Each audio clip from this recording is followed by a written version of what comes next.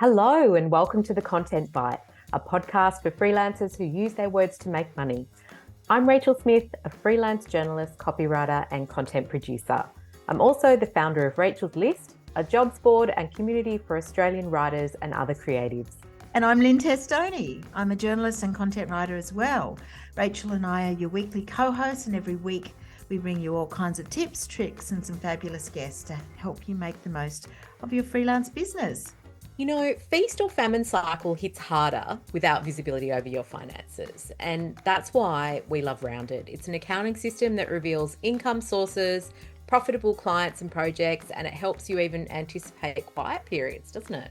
It does. It's great. And I know that because I've been doing this for quite a few years, like 10 years now, I have some real peaks and troughs over the years. And I think having that visibility into my finances really helps me, A, not get stressed, and B, manage that cash flow. I think it's really good.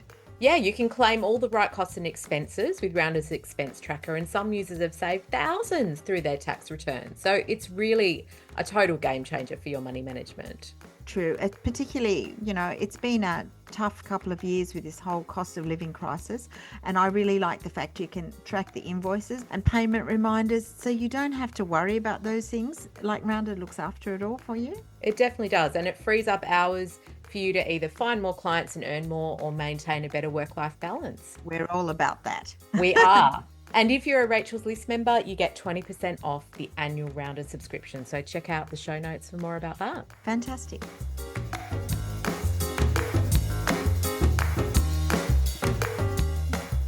So we have an interesting topic today, Rach. Well, of course we always do, but This week is even more interesting because It's about mindset. And I know in our recent survey we had, a lot of our listeners wanted us to talk about mindset. And I think it's really important, and especially when you work for yourself. What do you think? Yeah, I think that you can sort of fall into the hole of, creating narratives around who you are or what you can do and all that sort of stuff. So I'm interested in today's episode because we're talking about gaslighting ourselves, being our own worst enemy. Even after 25 years as a freelancer, I'm still guilty of that. So we have a great guest on who has done a deep dive into all of this, Mark Jones. Yeah, it's such an interesting topic, and I can't wait to introduce Mark. Shall I do that? Yes, please do. Okay. So Mark Jones is an author, speaker, and mindset strategist with nearly 3 decades experience helping leaders and organizations harness the power of storytelling. And we're all about storytelling. A speaker and founder of storytelling consultancy, The Story Code Co. He's worked with some of the world's most recognizable brands and interviewed global leaders as a former journalist.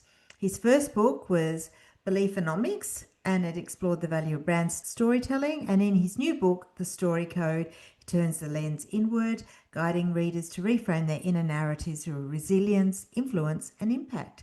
And he's also the host of the CMO Show podcast. And we love a fellow podcaster. We do. Welcome, Mark. Welcome. Thank you so much for having me, Lynn and Rachel. It's a delight to be here. Oh, good. Gaslighting. Talk to us about gaslighting. I mean, we all know writers who are harder on themselves than anyone else that they meet. Is that what you mean by that when we gaslight ourselves? This is a really fascinating question. Gaslighting, we think about it in quite negative terms, quite obviously, when it relates to somebody else. I'm being gaslit, and I think it was a couple of years ago that was a really big buzz topic, right? You're gaslighting me. Well, the concept here is that you're turning the tactics of an external gaslighter inward. So the research talks about it being a sign of low psychological safety within yourself, which in itself is a really challenging thing to say. You're making yourself psychologically unsafe for yourself. If you wrap yourself around that. All right. Yeah, it's a bit of a mind bender. Yeah. But if I can give you a couple of simple examples, you're doubting your own feelings. I'm overreacting. I shouldn't feel this way. Who are you? Like, why are you? So this is the inner narrative. And in the new book I've put out, the Story Code, I talk about your inner critic, and we can unpack that in a minute. But a couple of other examples where you minimize your own pain, like it wasn't that bad.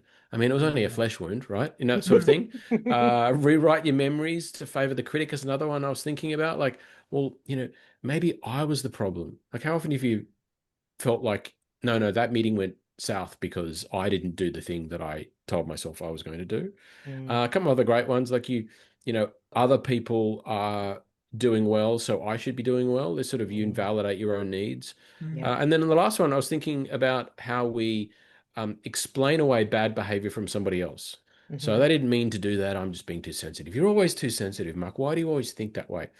Yeah. And this is really interesting from my perspective because what I'm all about is inviting people to think a little bit differently and to say this isn't a character flaw. You're not broken. It's a storytelling problem. The stories you're telling yourself are negative, Mm. and we need to be thinking about techniques to turn that around. If it's Mm. a Yeah. story that you're telling yourself, it means it can be rewritten. Mm. Yeah.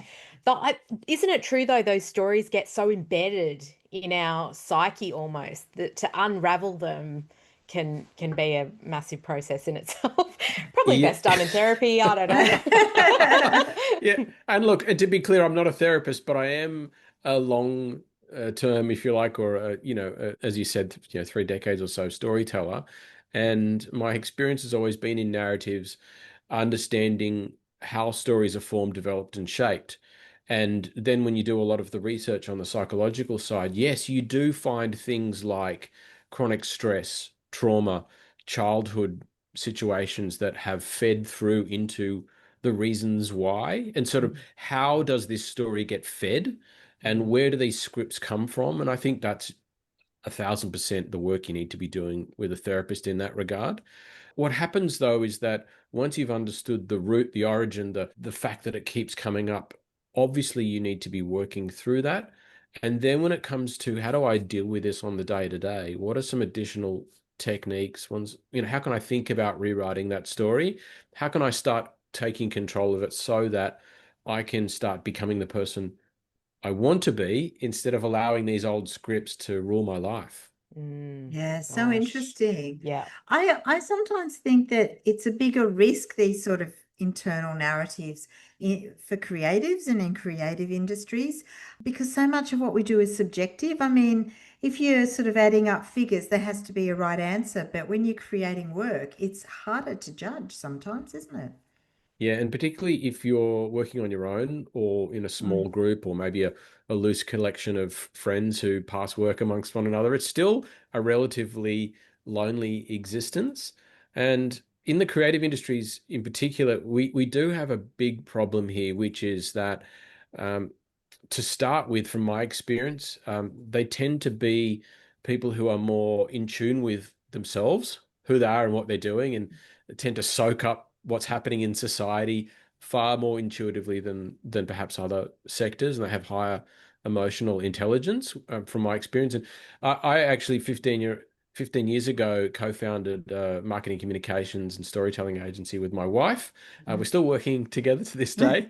Oh, And that's and so good. I've yeah, and so I spent a long time in that space, as well as being a journalist for Mm. 10 years prior to that. And what I've noticed is actually an increasing sense of like sort of rising stress within people. A few quick stats that illustrate what's going on for content creators and influencers. A survey found that around 73% of respondents in one survey reported burnout at least occasionally. Mm. Marketing Week had a career and salary survey this year, Mm. and more than 50% reported emotional exhaustion, 58% felt overwhelmed. And then there was another survey called the Mentally Healthy Survey by the Healthy Change Group. About 70% of professionals in media, marketing, creative sectors said they had experienced burnout in the past year. So, Gosh. what I've also found in my research for the story code, it gets worse, by the way, uh, is Yay. that I know, is that the media, marketing, creative sector is up there in terms of burnout, stress, trauma levels with first responders. So, you know, Oh, people who really? are responding to, so in fire and ambulance and so forth. Mm. So if you put it in that context, you're like, hang on a minute, what's going on? This is obviously not good. Mm. And one of the things that I found out in my research, it's the combination of always being on. Yeah. It's also not really having a clear sense of what's going to happen next. and you're We know about responding. that Yeah, right now, especially. right. Yeah. What's the next question? No. Mm. And then the other thing is you're at the whim of clients, which in the media and creative and marketing space, those clients are many and varied.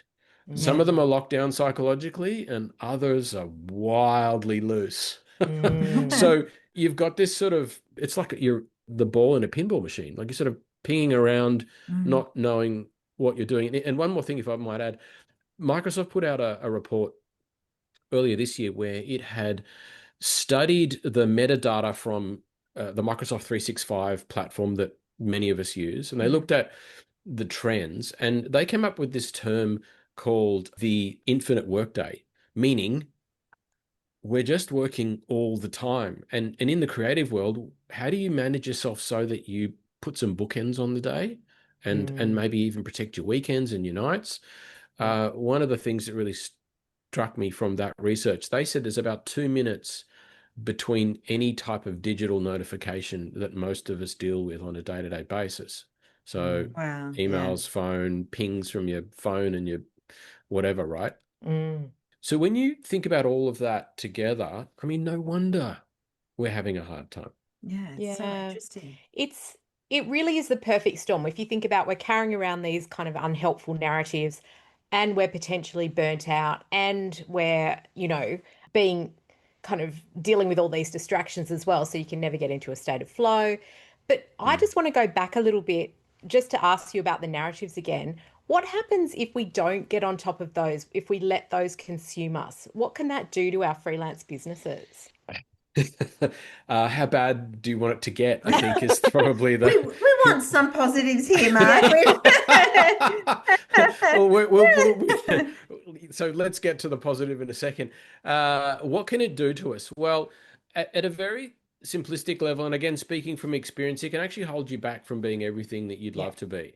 Mm. So And pricing, you worry about that sort of thing, putting your prices oh, well, up. Yeah. yeah, that's a great example. If you don't think you're worth it in the marketplace, people might say you're worth this per hour, or the project should be this. You can actually hold yourself back financially Mm. Yeah. because you don't believe you're worth what the market says you are. So you're Yeah. not asking for what you deserve. That's a massive thing. You may not pitch for projects or assignments that you would love to do, but you don't have the confidence to do so because you think, well, I don't have enough experience for that yet. Yeah. So this is what we think of as the inner critic. And so if you listen to your inner critic, which I think of as like an annoying colleague who turns up and says, you can't do that. You've just been given this shiny new thing and it pops up and says you can't do it.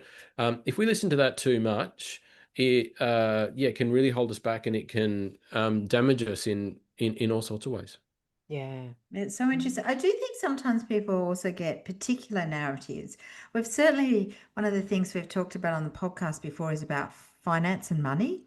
That a Mm, lot of people say, well, I'm just bad with money, or I'm bad with finances, or I'm bad with the business side. They might be Yeah. feeling strong about their creative skills, but less about that. Or sometimes they say, well, I just don't work well with large groups, or I'm mm, not good at networking, or they get some sort of, it's so yeah. easy to get a little idea about yourself or a limitation that really can hold you back. Well, Lynn, can I just say that particular thing fascinated me because I did the hard work for myself because I wanted Really? to know why was I thinking those things, particularly when I went from being an introverted journalist, because hashtag all journalists, most of them are just we'd rather just keep to ourselves for a bit, write a story and send it Yes. off Yeah. to this big wide world and being really kind of caught by imposter syndrome. What have I got to offer? And the examples you were just giving, Lynn, are what we call limiting beliefs, and Mm, limiting beliefs actually point to your identity. And this is tough stuff, right? When you mm, start looking into it, Mm, uh, I'm not worth that much is actually an identity signal. mm, hmm And that's why I'm so passionate about this because we need to be thinking about the positive side, Rachel. We'll get to the mm. positive, see, and the opposite of the opposite of a limiting belief, I call a healthy belief. mm, So I'm not worth that much is the limiting belief. I am worth that much is the healthy belief, but then it's got to be backed by evidence from your own life. And I think about that through a story lens, which would be I can't lie to myself, or at least I can try, but it doesn't work. Mm, And you might say, I am worth that much because I know I've worked in this game for 20 years. mm, Yeah. Or I know that X number of clients have told me that this is just the best thing that they've seen in a long time. Why don't you raise your prices? Or whatever the story is, it's actually got to be based in facts because you're the expert in your own life, as it turns out. Yeah. So, mm, so, so that's the pivot, Lynn, to your point about these things that we carry around. And you can see just even in that example, like how transformational it can be when you start challenging these identity signals that are really holding you back in so many areas of your life. mm. Yeah. I love that. Does that relate to your beliefonomics kind of theory as well in any way? Yes, so look, a quick skip through history. I published Beliefonomics in 2020. Hmm. And for anybody at home, if you want to publish a book in a pandemic, don't do that. Uh, No good. Yes. but Yeah. No you book know, tour allowed. I think I sold 4 copies. No, more than that. But uh, it was a tough time, as we Mm, all know. The heartbeat of Beliefonomics was as a storyteller, long time in journalism and my own agency. Is I was putting myself out as this expert, a chief storyteller, and it had been niggling me for a long time. Is what's the heartbeat of storytelling? And I really have got to do myself and my clients justice by going deep because I'm really good intuitively and from an experiential, there was no problem with the quality of the work, but if you asked me to teach a course on it, I'd really have to sort of stop and think. So that was really the genesis of that book. And a long story short, the heartbeat of really fantastic storytelling is where we combine the hearts and minds. And I call that a belief moment. It's where you go from either not being aware of something or maybe having a negative view of something to really switching to thinking the opposite, right? What's a quick example? Like, I don't know. I don't believe rom-coms can ever be any good. You watch this amazing rom-com, and it turns out the characters and the plot and the structure is amazing, and you find yourself actually loving a rom-com. Well, there's two things that go on with your hearts and minds. You've got the intellect and these minds, and then your heart is obviously moved. The mm, the thing that really is critical in that book, and I think applies to everybody, and I think the listener, is we can be really lulled into a false belief that the knowledge, the ideas, my facts, my content is what's going to get me over the line. But all the research in psychology says that decision making is about 30% intellectual and 70% emotional. yeah. So if you're working in a world where, and we know this from behavioral economics, where irrational, inconsistent humans who one day, like steak and veg, and the other day want to go to Indian, or pick any food, right, as an example, um, you've really got to understand the heartbeat of your customers, and you've got to understand how do I create a story that emotionally engages with them and contains the facts. So that's the Beliefonomics story. And it was also about how do I become a better storyteller? Of course, that was I've just sort of given Mm, you the nub of that book, but how can I ultimately become better at mm, storytelling? Mm, The flip in my journey is that I thought, well, hang on, what about myself? How can I get better at telling myself stories? mm. And so that's where the story code came along. Oh, so mm. interesting. You've Wow. talked a bit about burnout as well, Mm. and that it's basically a mismatch between experts and reality. Do you want to take us through what you mean by that? Yeah, so I have this model. I call it Ex experience. So, and what happens in life is that we have a set of expectations or a vision for how things will play out in the future. Mm, And then occasionally we get confronted with reality that is not that.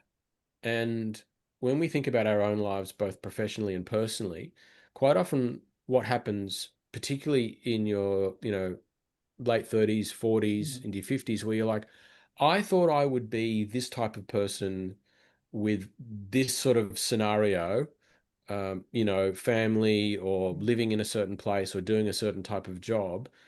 And if you've had that as a subconscious narrative that you've not really been consciously working towards that set of expectations, and then you wake up one day and you're like, I don't actually have any of that. The gulf that creates or the tension that creates because they're so far apart can actually be something that leads to people's burnout, the existential midlife crisis. Mm. These are the things that pull us apart. If you're not aware of it, it becomes a really confronting moment in life. Mm. And how Mm. did that sounds like you're talking from personal experience? A I mean, personal experience of burnout? yeah. In fact, I devoted the whole, first chapter of the book to this. I have a story. It's my Bunnings moment. I've got a Bunnings story, Ooh. and I'll maybe summarize it. But I was uh, leading our business, the CEO of our agency, and we'd had 2 really tough years. We'd lost some big contracts. I was carrying the weight of the business. Would we be able to recover and turn this thing around? Mm. Married with 4 kids and 2 dogs, a big mortgage in Sydney. And I was carrying a lot of stress for a very long period of time and didn't have the tools and the self-awareness to really deal with it. I think like a lot of blokes would just carry on. Yeah. Just my job is to keep soldiering on, Mm. Yeah. just keep swimming, to, to quote a movie. And what happened was I not only burnt out, I had a massive panic attack on aisle 10 in Bunnings, Thornley in Sydney. And it was a terrible day. I'd woken up with a headache. It got Mm. worse. And by the time, I got there, I thought I could just keep going, have a can of Coke, more coffee, more coffee. It didn't work. And long story short, I had this incredible, extreme panic attack. And the recovery process from that was years. Certainly in the short term, away from work for a couple of weeks. And then it took me a long time to really get back into business. And, I diagnosed with depression. And of course, one of the things that anybody who's been through that type of experience, your body is also not okay. Your cortisol levels are high. Mm. You've been running on adrenaline. Your adrenal glands are burnt out. I was having like 3 double shots and 2 cups of tea a day. My adrenal glands were shot. And so your body is wrecked, your mind is wrecked, your heart's wrecked, your spirit's wrecked. And it just took me a really, really long time to recover. Mm. So I'm here today, I'm smiling and I'm well. And I've learned a lot. But yeah, I think one of my big messages is firstly, be open and vulnerable about where you're at in life. When people ask how you're doing, if they're a close friend and you trust them, be Yeah. real about it, right? You've got to Mm. face this stuff because, there's a growing awareness that our body actually keeps tabs on what we're doing. And at some Yeah. point, if you don't look after yourself, it's just going to say, and we're done now. We're going to stop. Yeah. Mm. And sometimes that's not pretty. Yeah. No. That body keeps the score thing is yeah, it's a big thing. It's a great book, by the way.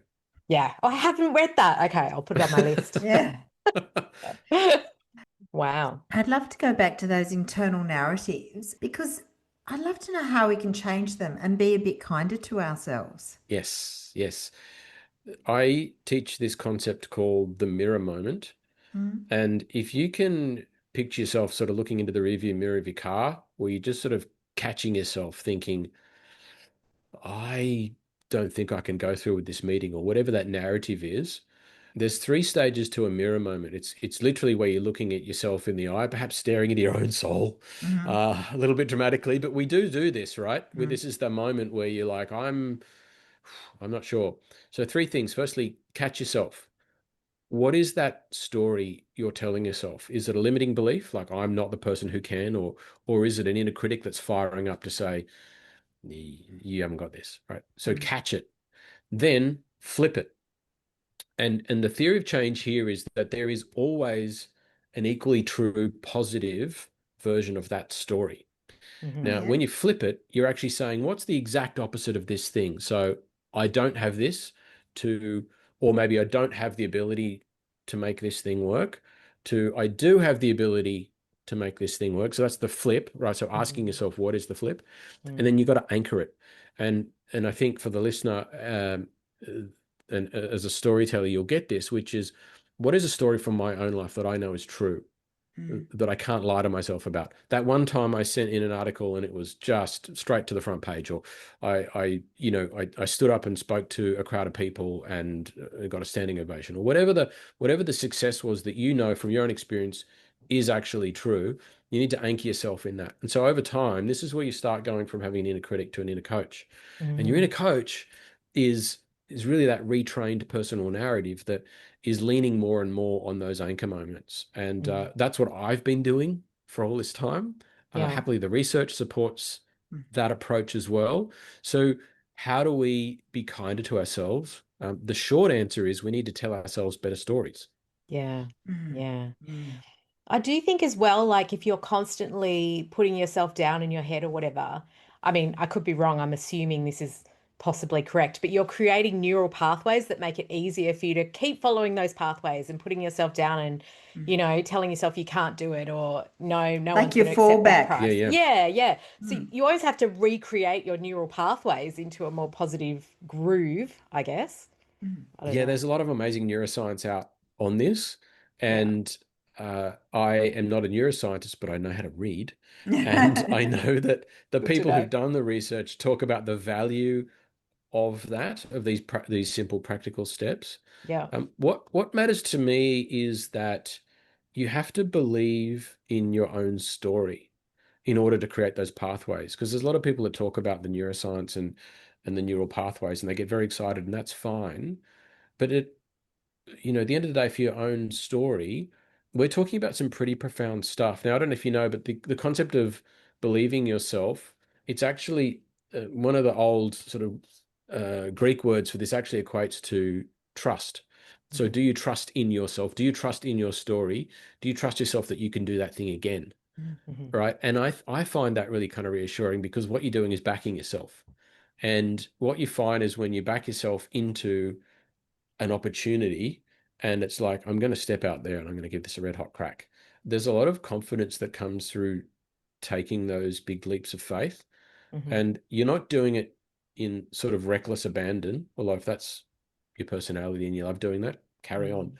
Mhm. But if you're somebody who really needs to psych yourself up, Mhm. I think this is really important that we start saying, I've done this before and I know why it worked last time. I actually took some time out to figure out what it was that got me over the line. Mhm. This is really profound professional development stuff that a lot of people don't necessarily set aside time to do it. Yeah. But as you can tell, I'm pretty passionate about it because it makes an enormous difference. Yeah, Yeah. I think that's true. And I think, right now, that we're seeing so much fear around AI. We're seeing so much fear about, I've built up my career for X amount of decades or years or whatever it is.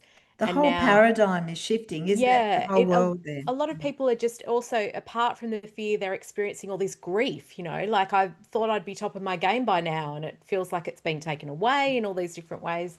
I mean, there's all that pressure and negativity that we're facing Mm, if you're making a living from your words. mm. What would be your advice? That's such a huge question. I'm sorry to throw that at you, but what would be your advice to people feeling that way and feeling those emotions at the moment?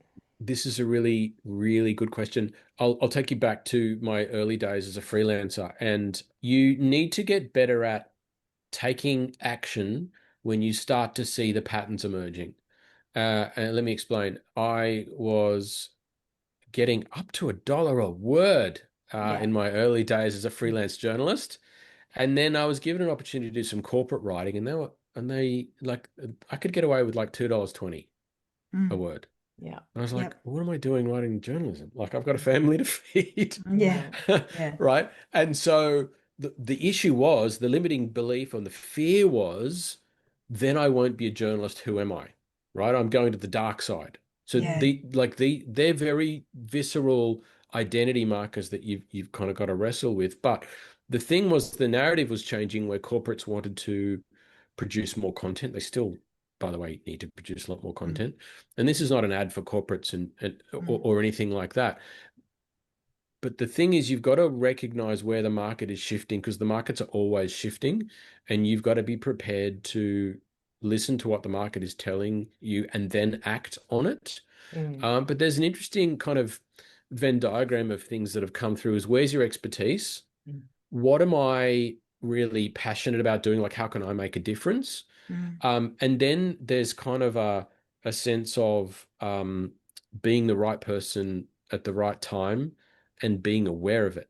So mm, you can be the right person to write for a particular niche area, but you haven't recognized you're the only one who understands this. Mm. Yeah. And maybe if I stepped into that, I could put my prices up a bit, or I could own more of it, or I could make a bigger go at it. Mm. So there's sort of a bit of a strategic lens. There's a lot of people who talk about the concept of narrative intelligence, which I think is very, it just makes you sound really intelligent when you say that. But what I love about narrative intelligence to our own shared story here is that we need to consciously understand that we've been connecting the dots on what's going on, Mm. and now I'm going to take some action.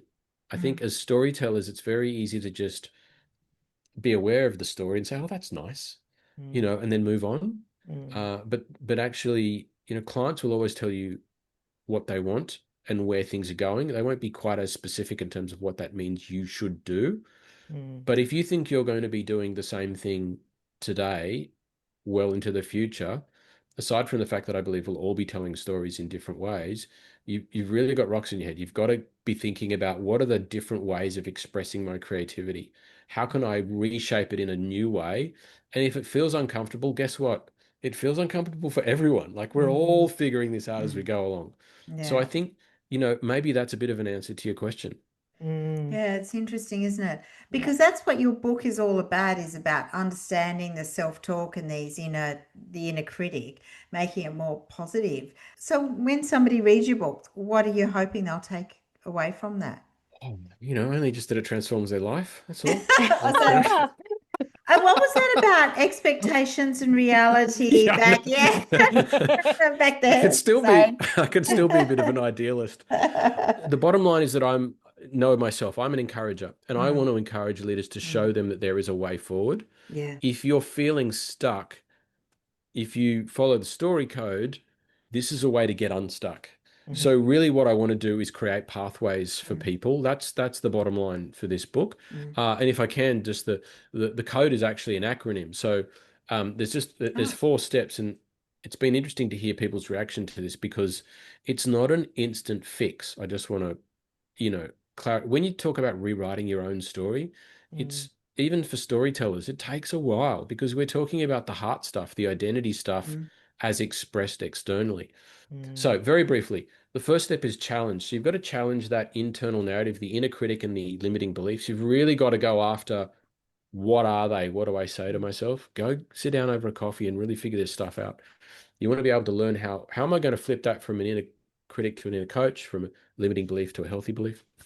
Then the second one, O, is about overriding. And you want to be looking at this as a whole nother level, which maybe we can talk about another time. But what's the narrative? What's the story you're living within? Are you in a rags to riches story tale, fairy tale in your head, or are you, like Flight of the Conchords, or in the sort of rags to rags and you'll never get anywhere? Like, is that the story you're telling yourself? Yeah. Like, what are these narratives that and am I the hero in the hero's journey? Or am I the bit character, right? Or the Mm. mentor or the helper, Mm. right? Mm. Who are you? What's your archetype?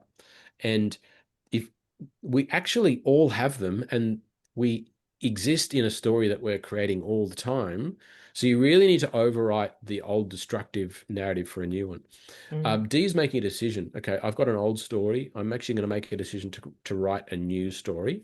And the process of writing that new story takes a bit of time. But Mm. there's a decision point you've got to go through saying, I'm done with being that person who doesn't accept new opportunities, if that's the Mm. case. The last piece is in code.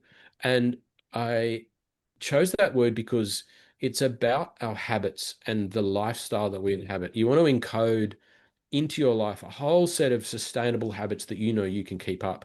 And this is where I talk about the 4 pillars. So everybody is quite aware of the first 3, which is you've got to eat well, you've got to sleep well, and you've got to exercise well. I Mhm. got a lot of therapy, paid a lot of money to get that advice. It was very disappointing. Gotta tell you. Could have probably read Yes. it in a self-help Yeah, book. what it But is. yeah, but let me tell you from the depths of the bad place that you got to get that stuff sorted, Yeah. right? So you got Yeah. to get that stuff sorted. Mm. The fourth one is, of course, self-talk. Mm. Mm. What we don't realize that actually dictates the strength and commitment you'll have across all of those 3 areas. Mm. So when you can set up and encode into your lifestyle and habits that you can Mm. sustain in a healthy way that bring you life, Mm. you're Mm. actually going to be able to sustain this new story. I'm living it myself, and that's kind of how I kind of came to this place, that it doesn't intuitively feel like it's going to work, because writers and creatives are a little bit cynical. Love Mm. you all. Mhm. Been there myself. But the thing is, we're great at writing stories. Just stop writing the bad ones. Mm. Yeah. Mm.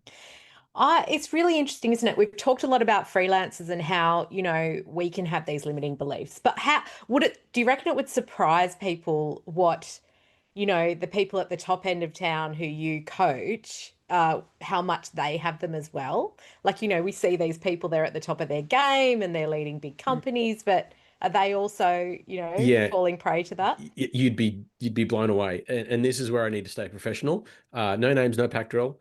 Um, No.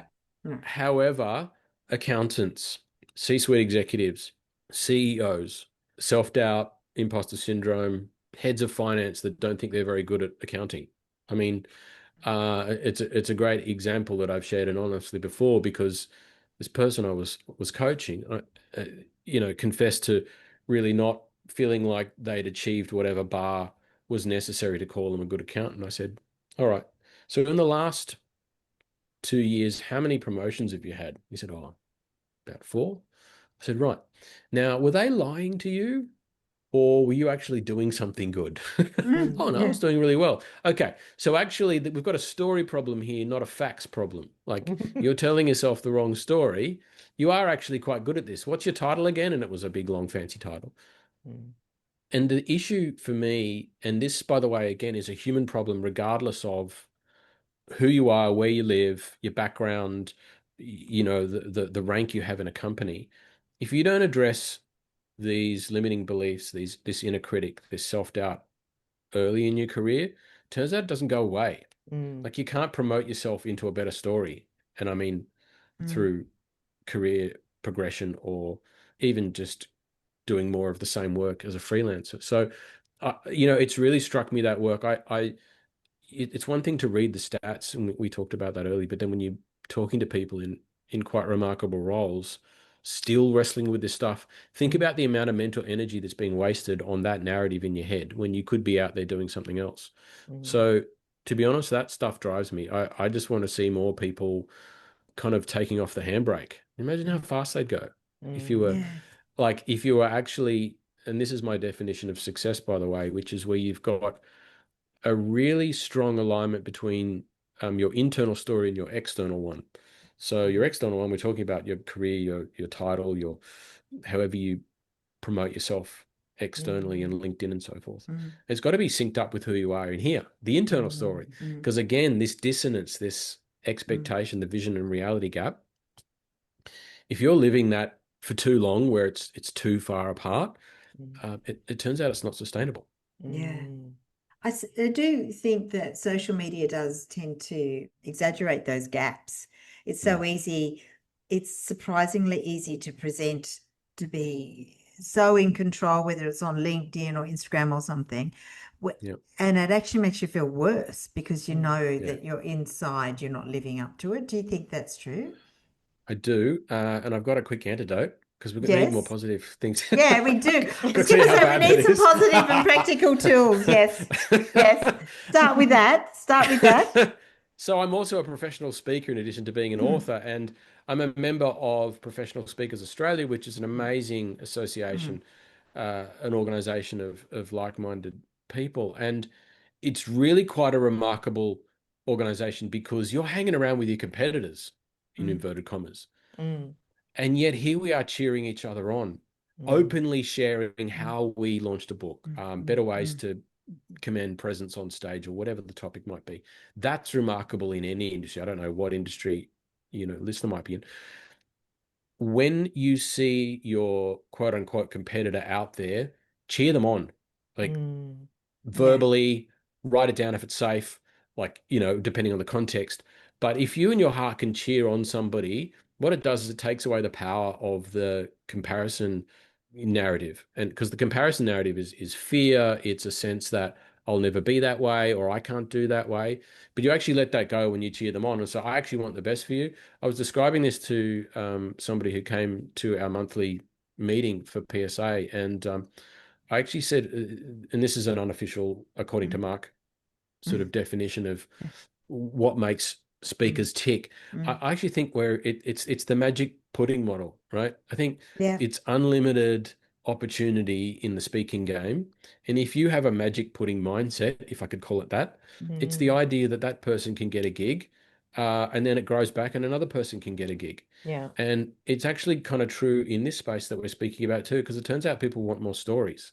Yeah. So if you flip from feeling like it's a diminishing returns model to a never-ending series of opportunities, and again, this is the mindset piece where you can flip that script. Sudden you're like, someone's doing really well, like carry on, right? And Yeah. you just sidestep that whole thing. And so I practice that. I'm going to tell you, I'm not always perfect because Mm. sometimes I see people on a stage, I'm like, oh, I'd really like to be doing that. Yeah, Mm. But I but think you get my that's sort point. of abundance mindset is a That good abundant, thing. it's huge. And that's what we really subscribe to. I think, the freelancer Mm. alone in their home office, not having a tribe around them because they're worried they're going to lose their contacts or someone else will commission them instead of them. All of that just goes out the window when you're in a good community and people are sharing freely. The Mm. abundance it just happens. It comes to you. Mm. Correct. And get to Mm. know them, by the way. So if Yeah. if if there's a freelancer that's doing really well, Mm. pick up the phone, send them a note and say, hey, can we hang out? Can I buy you a coffee? Mm. Because you want to learn what they're doing, obviously. And it turns out you might surprise yourself that you've got some experiences that Mm. could encourage them as well. And Yeah. so only by getting closer to these people that fascinate you can you Mm. actually turn that fear into something really amazing. Mm. Mm, mm. I would love to ask you like something that came up when you were talking about, how to, when all these different kind of tactics you can use to Mm. rewrite these beliefs. Would you be a fan of journaling for doing that kind of thing? Can that be powerful? It is 1,000% powerful. I fail at it dismally. You need to change that belief, I Rachel. do, I do. And I need That's to right. do it as well. Yeah. Yeah, I'm a selective journaler. Yeah. But actually the habit that I've got into, because if you think to yourself identity-wise, again, limiting belief, I'm Mm. I'm not a journaler, find the path of least resistance. What is a way that you can jot down notes or capture Mm. ideas? Now, Yeah. the good news is we've got so much tech, you can do this in 1,000 different ways. Mm. A couple of things that I do, I'm in the Apple ecosystem, so I use the Notes Mm. app, but I use Yep. it kind of a little bit on steroids. I'm like a digital bowerbird. I've got like home, work, speaking, book. I've got all these folders and then subfolders, and I'm constantly capturing ideas and throwing them in there, feeding them in there. And then every so often I go back and I reflect on them and I write and I capture ideas. And I've got into the habit of actually plonking that into ChatGPT, into then projects in ChatGPT, Mm. and Mm, start feeding in ideas inside these projects. And I'm using that as my sort of real-time diary so that Mm. I'm thinking about an idea and I'm not letting it flick off into the universe. I'm on my phone if I'm traveling or, my laptop and I just keep it going. Mm. And mm, then you set aside some time, ideally once a week, where you go back through it, like carve out an hour Mm. and what have I been thinking about if it's the personal growth journey Mm. and take some time again. Like, Mm. mm, what's the golden thread through all of this? Mm. So I'm just sort of in the daily habit of doing that now. So I kind of call it like a real-time diary. mm. Oh, that's You know, nice. we had someone else on the podcast who used to do that, like had a very robust folder system in notes. And Mm. Mm. it's amazing. I just have a million notes, but no folders. I've got to get Mm. into this folder Oh yeah, yeah, yeah. situation. Folders and subfolders. Yeah. Subfolders are the key. They're going to save you every time. And the great Oh, thing is you can search everything. Like so from the top, yeah. you can just say, "What was that thing?" It was like somebody 4 5 weeks ago. And so you type in Melbourne CEO X, whatever keywords it Yeah. is, and then up Yeah. comes your note. Mm. Yeah. But yeah, it helps you structure your thinking, Yeah. and I do it in real time too. This is another thing. If you're listening to somebody Mm. or you're taking photos, take the photos inside the notes thing so that it plonks straight into that container, so you don't have to Mm, go back later and drag in photos and images. So mm, all this kind of stuff, and talk to ChatGPT.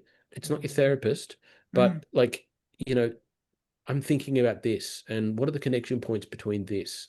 And then grab those notes and then start putting them somewhere where you can work with it. That's kind of how I've hacked my way through this. Mm. And I think everybody will have their own way. And I got to take my hat off to anyone who's actually like my wife. She's got like books and books of diaries, like from Mm. journaling over the years. I'm like, we move house and there's like, okay, and there's all the diary, right? Take my hat off to her, right? Yeah, So some people are like that. it's a commitment. So, if our listeners want to future-proof their business and set themselves up in a nice way, what are the top three things they could do to start? Okay, we didn't rehearse this, which is okay. So I'm going to give you my best crack at this. So how are they going to set themselves up in the best way? Well, Mm, obviously you got to rewrite your story, but I mentioned the code, so I'd encourage you to mm, look at the story code. But with the lens that I mentioned earlier about that sync between your mm, internal and your external, so really maybe do a bit of a diagnostic on what's out of sync right now. It would be Mm, probably the thing. I would also then say, you know what? Here's a really good one that comes to mind. When people say, "Oh, I really liked that," or "enjoyed that," great article, if that's the context, mm, ask them why. What did they like? I've been speaking quite a bit lately in relation to the book coming out or at a mm, keynote, and they'll say, "Oh, that was great. Oh, excellent. What exactly did you like?" And asking a few more questions. So listen to the questions you get asked and then just go that extra bit further. And the reason I say that is that your personal growth will skyrocket. You'll suddenly be identifying gaps and opportunities that maybe you mm, hadn't thought of before. mm, mm, So yeah, really pay attention to those questions. And the last one, I'm going to say something a little bit counterintuitive. mm. Rest, mm, Yeah. not sleep. I said that before, but rest is like restful activities. Mm, And I'm saying this in the lead up to Christmas, but I have really personally and professionally grown so much during my daily restful activity, which is walking the dog for an hour, yep. because I'm listening to podcasts, I'm reflecting on ideas, I'm taking notes, and I'm using it as that daily reprogramming or reinforcing ideas. And Mm, there's a lot of science to talk about this, like the ideas in the shower, you get an idea in the gym, or I think we are living at a time where we have really, I think, minimized the value of quiet and slow, right? We're always yeah. busy and we're always yeah, noisy. yeah, So if you can do the opposite of that, which is what I've been trying to do, it turns out your brain's alive. I mean, mm, obviously, but like with ideas. yeah, Yeah. So that restful piece is about the growth is a byproduct of you getting that alignment piece right. Like growth is not like you don't just go and grab it necessarily. It's what happens after you've done that internal work. Mm. It hmm it kind of just flows. hmm So I hope that's encourage. So I think we got Yeah, I three think things. so. Was that three Yeah, things? that was three It's things. Well very done. encouraging. I Yeah. might need Well, you to summarize them back because I was just it's rest, ask more questions when people say, I really loved that thing you did. And the first one, retell your story. Yeah. rewrite your Yeah. story. Rewrite Rewrite your your story. story. Yeah, Mm, and can I briefly summarize that? Is that everyone has an old story of who they think they are or were, and you need a new story, Yeah. right? yeah. This is the person I want to be. That's what I mean by Mm, that first point. Mm. yeah. Well, I would love to finish on that, but we have a question we ask all our guests. So I'm just going to slip this one in quickly before we go. We ask everybody about their favorite tech tools and tips. And obviously, you're very keen on ChatGPT for, connecting the dots with different things. But is there anything else you'd be lost without? What would I be lost without? Look, aside from my phone, Mm, I would say another AI tool that I'm using quite a bit is Google's Notebook LM. Oh, yeah. mm, And the reason why is, I'll give you an example. I got together 40 or 50 academic papers mm, in my topic area around narratives and the stories we tell ourselves and so forth. And I uploaded them all to Notebook LM. And I said, give me the golden thread through all these reports. mm, And then bam, there it was. That was 2, 3 weeks worth of work just done in an instant. mm. Yeah. Yeah. So that's one example. I use it for that and all sorts of other um, sort of thinking things that I Mm, do with mm, different sources. You can produce a video out of it. You can produce a podcast, as you're probably aware. mm, mm, Yeah. But the key thing is for those of us who want to know the sources, it also shows you in the PDF where it got that line from. Yeah. So look, that won't be new to a lot of people, but if you're in the business of identifying narratives and thinking about the threads between things, I don't know how I lived without it. It's amazing. I'm only really new to using it, but it's so great, isn't it, to create a collection of something and then distill it into a way of, looking at that information really quickly. Like you say, it just saves so much research time. Yeah, and importantly, you can do it there knowing that it's not going to go out to the internet. So there's a container Yeah. from a security point of view, a governance point of view, that's really important for those of us mindful of copyright and other related issues. Yeah, no, I think it's really, actually, you are the first person to mention the LM, the Google Notebook LM, because, which is interesting because it is coming up a lot in various things, and that's the first time that somebody's mentioned it. So I still think while people know about it, not everyone's using it to its full capability. Yeah. But thank you, Mark. That's been such a good chat, and I think we got positive somewhere in there. Yeah. Well, look, can I give you a quick positive as a way out? Because I am a different person to who I am 5 years ago, and so the encouragement I have for everybody is when you begin the process of rewriting your story, it really does change everything. You have the opportunity to step into really a different way of living. And it's not as hard as you think. It might take a while, but you will get there. So, yeah, onwards. Onwards. Love it. Love it. Thank you very much, Mark, for coming on. You can find all the links on where to find Mark and his new book, The Story Code. We'll pop all that into the show notes. And if you loved this episode, leave us a review or a rating so other writers and creatives can find the show. Thanks so much. Fantastic. Thanks, everyone. Bye. Bye. Thanks again to our wonderful sponsors, Rounded, easy accounting and invoicing software that helps freelancers run their business with confidence. And don't forget, if you're a gold member of Rachel's List, you can check your welcome emails for an exclusive discount code on the annual subscription rate. You can also find it in the private Facebook Gold group, or just contact us at hello@rachelslist.com.au.